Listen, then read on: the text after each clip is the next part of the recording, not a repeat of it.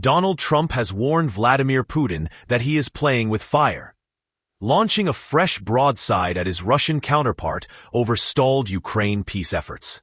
Trump's latest comments came after he called the Kremlin leader crazy over the weekend following a mass Russian air attack on Kyiv and warned that Moscow risked new sanctions. What Vladimir Putin doesn't realize is that if it weren't for me, lots of really bad things would have already happened to Russia, and I mean really bad, Trump said on his Truth social network on Tuesday. He's playing with fire. In a post on his Truth social platform, Trump declared, "What Vladimir Putin doesn't realize is that if it weren't for me, lots of really bad things would have already happened to Russia, and I mean really bad. He's playing with fire." He also described Putin as absolutely crazy. This shift in Trump's rhetoric marks a departure from his earlier, more conciliatory approach toward Russia. Previously, Trump had attempted to mediate peace talks between Russia and Ukraine, including a proposed summit in Turkey and discussions about hosting negotiations at the Vatican. However, these efforts have stalled, with Russia rejecting the Vatican as a negotiation site and failing to deliver a promised peace memorandum. In response to Trump's comments, Dmitry Medvedev, deputy chairman of Russia's Security Council, retorted on social media, "I only know of one really bad thing, WWII. I hope Trump understands this." Amid escalating tensions, Trump is reportedly considering new sanctions against Russia, including targeting its energy and banking sectors. However, internal debates within the U.S. administration have delayed concrete actions, leaving Ukraine in a vulnerable position as military aid from previous administrations diminishes. The situation underscores the fragile state of ongoing diplomacy and the potential for further escalation if peace talks fail. Donald Trump's recent condemnation of Vladimir Putin marks one of his strongest rebukes of the Russian leader since the full-scale invasion of Ukraine began, after Russia launched what Ukrainian officials called the largest aerial assault to date, targeting Kyiv and multiple cities with hundreds of drones and dozens of cruise missiles. Trump responded on his social media platform, calling Putin absolutely crazy and warning he was playing with fire. Trump's language is significant because it breaks with his previous tone, which had been more accommodating or neutral regarding Russia's aggression. While still in office, Trump claimed he could end the war within 24 hours by bringing both leaders to the negotiating table. Despite setting plans in motion for peace talks in Turkey or even the Vatican, Trump now appears frustrated by the lack of progress and Russia's belligerent posture. According to sources close to the administration, Trump's team had hoped that behind-the-scenes diplomacy could yield a breakthrough. Several attempts were made to involve neutral parties, including Vatican officials, in facilitating a ceasefire framework. However, Russia reportedly rejected the Vatican as a negotiation site, calling it biased. Moreover, Moscow failed to deliver a long-promised memorandum outlining the basics for a potential ceasefire agreement. This has fueled doubts in the U.S. administration about Russia's sincerity in ending the war and has led Trump's national security team to reassess their stance. In a fiery response, former Russian president and current deputy chairman of the Russian Security Council Dmitry Medvedev took to Telegram, accusing Trump of recklessness. "The only really bad thing is World War III. I hope Trump understands this," Medvedev wrote. His remark was interpreted by analysts as both a thinly veiled nuclear threat and a dismissal of Trump's authority. Inside the Trump administration, discussions are intensifying over imposing a new wave of sanctions against Russia. Proposed measures include freezing Russian central bank assets held in Western financial institutions, cutting off major Russian banks from SWIFT, sanctioning Russian oil tankers and shipping firms to curtail the country's export lifelines. However, sources report that Trump is facing pushback from within his own economic circle, with concerns that new sanctions might inflate global energy prices and destabilize financial markets, particularly during a fragile recovery phase for the U.S. economy. Ukraine, already struggling with dwindling Western ammunition and air defense systems, now finds itself more isolated. While Trump's rhetoric has shifted toward tougher talk, concrete military aid remains limited. Since taking office, the Trump administration has paused several military assistance packages initiated under Biden, focusing instead on promoting a negotiated ceasefire. Ukrainian President Volodymyr Zelensky has issued an urgent appeal, calling for more Patriot missile systems, drones, and long-range precision weapons. Words are not enough. We need air defenses, not warnings, Zelensky said in a statement following the attacks. Amid Trump's fiery rhetoric, NATO's official response has been notably restrained. Despite the record-breaking scale of the Russian drone and missile attack on Ukraine, the alliance has stopped short of invoking any direct commitments beyond existing support pledges. Behind closed doors, NATO members are reportedly divided on how far to go, especially as Trump's unpredictable stance causes hesitation among European leaders. A senior diplomat from a Baltic state, speaking anonymously, revealed, Trump's message to Putin may sound strong, but it doesn't come with a roadmap. And that's worrying. Many NATO countries are unsure if Trump would back collective action or push for unilateral deals, as he did with North Korea during his first term. In the aftermath of the Russian bombardment, grim images have emerged from Kyiv, Lviv, and Dnipro. Hospitals overflowed as paramedics rushed injured civilians through smoke-clogged streets. Among the 13 confirmed dead were 3 children, including an 8-year-old boy who was reportedly sheltering with his mother in a basement when a cruise missile struck their apartment block. Ukrainian emergency services shared heartbreaking footage of firefighters digging through rubble by hand, desperately searching for survivors. First responders are stretched to their limits, as air defense systems manage to intercept only about 70% of the incoming projectiles, a lower rate than in earlier months, reflecting Ukraine's depleted interceptor reserves. Military analysts believe the sheer scale of this attack was not just military, but psychological, an attempt to test Western red lines and gauge Trump's limits. The Institute for the Study of War, ISW, noted in a recent briefing, Russia is probing not only Ukraine's defense grid, but Washington's resolve. The timing of this assault, just weeks after Trump signaled interest in peace talks, is calculated. Some believe Putin aims to pressure Ukraine into concessions by intensifying civilian suffering, expose Western disunity by provoking varied responses from Trump and NATO, reframe the narrative as one of defensive reaction to a U.S.-instigated escalation. Inside the White House, conflicting voices, Trump's administration appears split between hardliners, who are pushing for severe economic retaliation against Russia, and pragmatists, who fear an escalation could backfire. Secretary of State Mike Pompeo, in private briefings, has advocated for immediate sanctions on Russian oligarchs and defense contractors. National Security Advisor Rick Grenell, however, is urging restraint, arguing that America should not escalate unless Russia crosses a direct red line. Trump himself is said to be personally frustrated, blaming both Moscow for bad faith and internal staff for failing to present clear, bold options.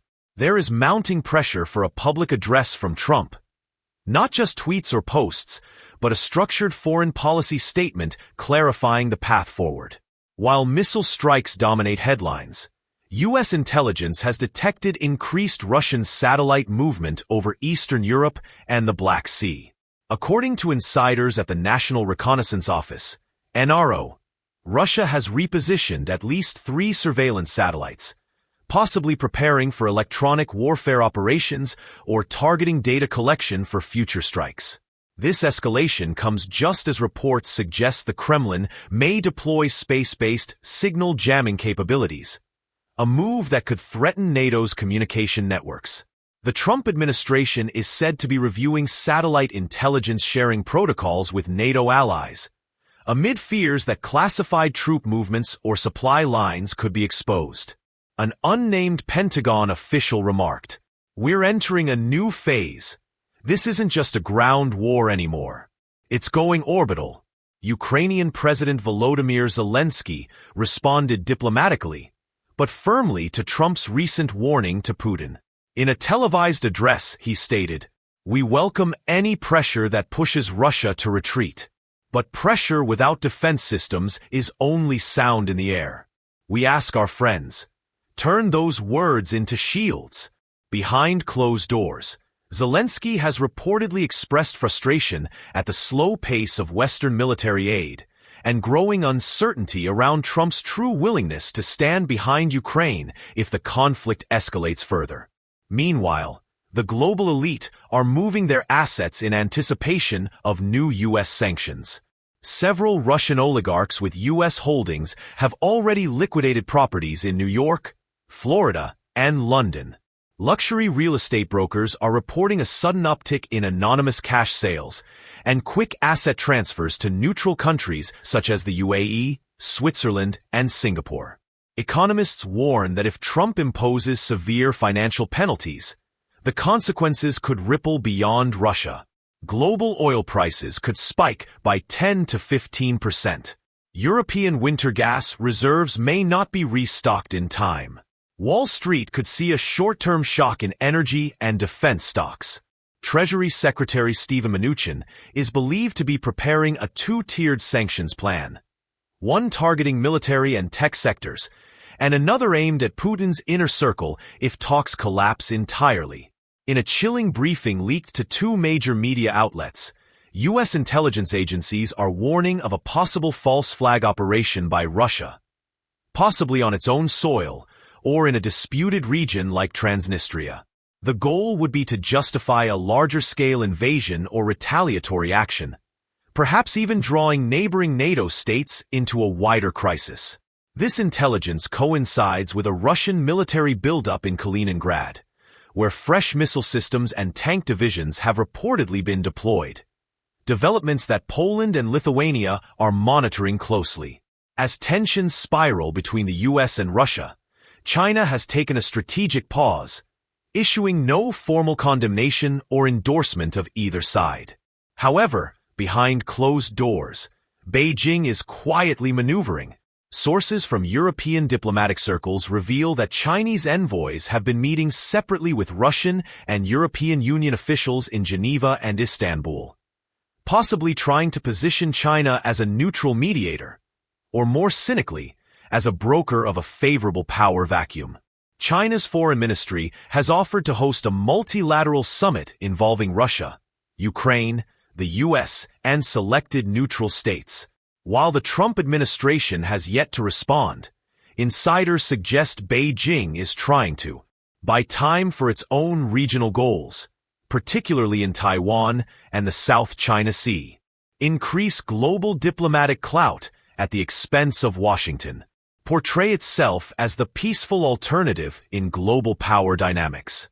Inside Russia, state-controlled media is doubling down on a propaganda blitz, framing Trump's playing with fire remark as a sign of desperation and weakness. On Channel 1 and RT, anchors accuse the U.S. of instigating the war and trying to maintain global dominance by weaponizing NATO. Several prominent Russian political commentators have echoed Dmitry Medvedev's warning that the only fire is the one America lit, and now it risks burning in it. Meanwhile, leaked internal memos from Russian media regulators show an order to increase anti-Trump content, labeling him as chaotic, untrustworthy, and a former friend now corrupted by power. The German parliament remains sharply divided over whether to send Taurus long-range cruise missiles to Ukraine. Chancellor Olaf Scholz's Social Democrats, SPD, have so far resisted, citing fears of escalation, while the Greens and Free Democrats argue that withholding military aid weakens Europe's credibility. In Berlin, activists and veterans have gathered outside the Bundestag, waving banners reading, "No words, just weapons, and Europe can't wait for Washington." If the Taurus missiles are approved, Ukraine would gain the ability to strike deep into occupied Crimea. Russia may interpret it as direct European aggression. Trump may use it to pressure Germany financially or diplomatically, viewing the move as provoking war. At the UN, a special emergency session of the Security Council ended in stalemate, while France and the UK pushed for a joint condemnation of Russia's missile barrage. China abstained and Russia vetoed the motion entirely. U.S. Ambassador to the UN, Nikki Haley, delivered a fiery speech. Russia fires missiles at hospitals and schools, then blocks the world from even naming the crime. This is not a council. It's a hostage chamber. UN Secretary-General Antonio Guterres has called for an international humanitarian corridor, especially for vulnerable areas around Kharkiv and Donetsk, but no agreement has been reached. As international tensions soar, the domestic political fallout inside the U.S. is beginning to take shape. With the 2024 election season in full swing, Trump's forceful messaging on Ukraine and Russia is galvanizing his base, but also deepening divisions. A recent Pew Research poll shows 48% of Republicans support Trump's peace through strength doctrine, praising his blunt warning to Putin. However, 53% of independents express concern over what they see as a lack of consistent policy and fear he could provoke a wider war. Among Democrats, 87% support increased aid to Ukraine, but only 35% believe Trump would follow through on his rhetoric. Town halls across battleground states like Pennsylvania, Wisconsin, and Arizona are now featuring Ukraine-themed debates, with veterans, military families, and refugee advocates voicing both praise and alarm. Trump talks tough, but what does he really stand for? "We need clarity, not chaos," said one Navy veteran in Milwaukee. On the battlefield, signs suggest Russia is preparing for a major new ground offensive in eastern Ukraine. Satellite imagery released by commercial firm Maxar shows dozens of armored units and artillery batteries massed outside the city of Svatov in Luhansk. A possible pontoon bridge construction over the Seversky Donets River, often a precursor to full-scale armored advances. Ukrainian military analysts believe this could signal a spring-summer push aimed at cutting off supply lines from Kharkiv to the Donbass, encircling Ukrainian forces near Bakhmut, still fiercely contested, creating leverage for Putin if ceasefire talks resume. Zelensky has urgently requested more HIMARS systems and long-range drones, warning that current Western supplies are not keeping pace with the enemy's ambitions. The latest Russian missile strikes have triggered one of the fastest civilian exoduses since the invasion began. The UNHCR now reports over 200,000 Ukrainians, mostly women, children, and elderly, have fled their homes in just the past 3 days. Border crossings into Poland, Romania, and Slovakia are overwhelmed. At Medica, Poland's busiest crossing, families sleep in line as volunteers distribute blankets and tea. In Suceava, Romania, local churches have opened gyms and halls to house refugees, some arriving with just plastic bags and winter coats. Many are fleeing with no clear destination. A 39-year-old mother from Zaporizhia told the BBC, "We don't know where we're going. We just want our children to sleep without hearing sirens." EU governments are scrambling to coordinate housing, food, and medical aid, and some far-right parties are already using the crisis to stoke anti-immigration rhetoric. In a shocking televised appearance, a senior Russian energy executive hinted that Moscow could permanently seal off its Nord Stream pipeline infrastructure, even if diplomatic resolutions are reached. Though much of the Nord Stream system remains damaged since the 2022 sabotage incident, such a move would prevent any future European-Russian energy cooperation, drive up natural gas futures across the continent, trigger an energy panic in nations still reliant on Russian LNG, like Hungary and parts of Austria. In response, the European Commission is accelerating energy diversification plans, including doubling LNG imports from Qatar and fast-tracking nuclear plant expansions in France and Finland. Inside the White House, A growing rift is forming within Trump's national security team. According to leaks from senior staffers, the president is facing internal pressure from two competing factions. The deterrence first camp, led by Stephen Miller and former NSA Robert O'Brien, is pushing for a massive economic strike, freezing all Russian foreign reserves held in Western institutions, banning dual-use technology sales, and pressuring allies to cut diplomatic ties with Moscow. The back-channel bloc, led by Jared Kushner and informal advisor Tucker Carlson, argues for a covert communication line to Putin, suggesting that public escalation will only corner Russia, increasing the chance of nuclear miscalculation. Trump is reportedly angry over media leaks, especially suggestions that he is all bark and no bite. One senior aide told Politico, he wants to shock the world, not just speak loudly, but do something big and unexpected.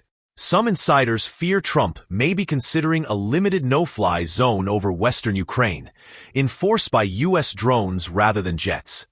A policy that could straddle the line between defensive aid and direct confrontation.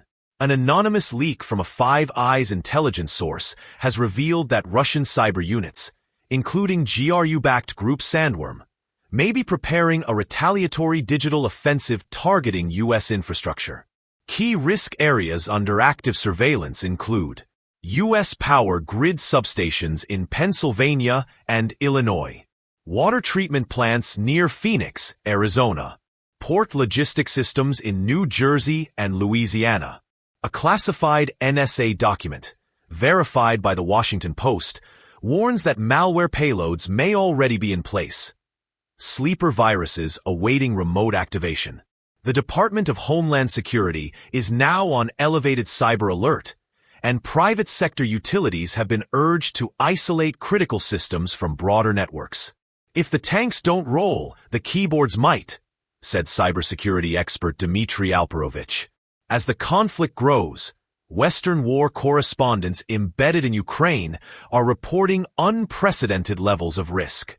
Just this morning, veteran NBC journalist Marcus Langston was wounded by shrapnel near Kramatorsk while documenting civilian evacuations. He is in stable condition. International press organizations are now calling for a safe corridor for foreign media, greater transparency from Ukrainian command about which zones are high risk, protective gear subsidies for freelancers covering the war. One chilling audio log from a French photojournalist captured the sound of a Russian drone overhead, followed by a direct shell strike. She is recovering in Lviv, but says she will return. If we stop reporting, the world will stop watching. In London, Prime Minister Rishi Sunak has recalled Parliament for an emergency war debate. Despite Conservative and Labour MPs showing rare unity, public protest outside Westminster has been building. Some Britons are demanding more involvement. Others want immediate de-escalation. Key actions proposed: deployment of additional British trainers to Poland and Romania, escalation of drone support to Ukraine, potential joint sanctions with the U.S. targeting Russian rare earth exports. Opposition leader Keir Starmer gave a powerful speech. Peace must never be purchased with the silence of bombs. If deterrence is our language, then unity must be our shield.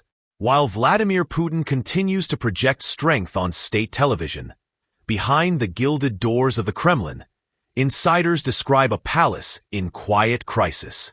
A leaked FSB internal bulletin, published by the Russian exile group Dossier Center, paints a startling picture.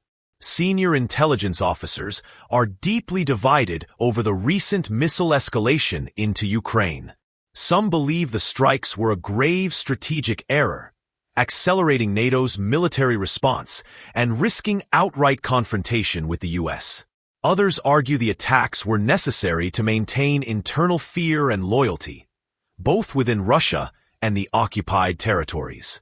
One FSB source wrote, "The president believes fire equals respect. But we are burning bridges we cannot rebuild." Though few dare speak publicly, A growing number of Kremlin-connected oligarchs are now distancing themselves from Putin's war strategy in private. According to Bloomberg and French intelligence briefings, Roman Abramovich has resumed humanitarian outreach contacts with EU intermediaries, advocating for a brokered settlement. Former Finance Minister Alexei Kudrin, once a Putin loyalist, was overheard at a St. Petersburg gathering questioning whether war was ever truly winnable. A secret memo from oligarchs associated with Gazprom urges energy diplomacy over escalation. These signals, while subtle, hint at fragmentation among Russia's ruling class. Long considered impenetrable, analysts describe it as the beginning of a cold mutiny. Not a coup yet, but the knives are no longer hidden, said one European ambassador in Moscow. On the streets of cities like Ekaterinburg, Novosibirsk, and Kazan, a quiet but growing protest is gathering steam, led not by opposition politicians, but by mothers and widows of fallen Russian soldiers. The group, now called Silent Grief, leaves white flowers and photographs of their sons outside regional administrative buildings. Although public protest is harshly punished, videos have surfaced showing women being detained for placing candles at local war memorials. One viral clip shows an elderly woman shouting through tears, "You send our sons to die for your ego, not for Russia." While the Kremlin has attempted to block all mention of Silent Grief from state media, their message is spreading via encrypted telegram channels and word of mouth, particularly in poorer regions hardest hit by conscription. Facing rising unease, Putin has reportedly begun a new wave of internal purges, testing the loyalty of those closest to him. Key developments. A senior member of Russia's National Security Council, General Dmitry Rogozin, was quietly dismissed last week. No reason given. Intelligence officials say Putin has doubled his personal security and no longer sleeps in the same residence 2 nights in a row. A new internal law requires every minister and governor to submit loyalty videos monthly, praising Putin, denouncing NATO, and pledging to fight the West to the end.